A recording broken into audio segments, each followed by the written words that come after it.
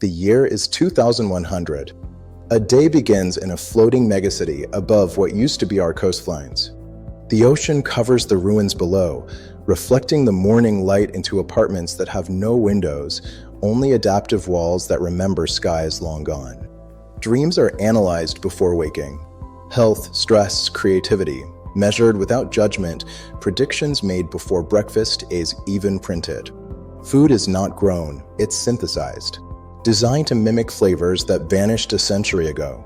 Nostalgia, recreated by algorithms. Education happens everywhere. AI tutors walk beside students as holograms, carrying centuries of knowledge, adapting to each mind. Work is no longer a place. Some attend meetings through telepresence robots miles below.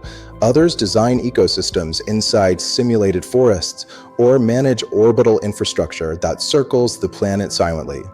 Outside, climate shields hold back the toxic sky, while bioengineered forests glow beneath, repairing what we once destroyed. Water currents power the city. Drones maintain the algae farms. Automated legal systems resolve conflict before humans even speak. Relationships have changed too. Families form across platforms and continents. Some people raise children with partners they've never met in person.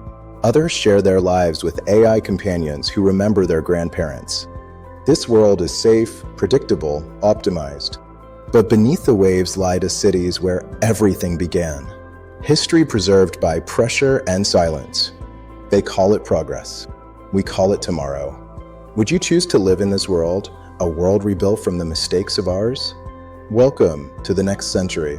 Don't forget to like this video and subscribe for more dark futures with Next Century channel.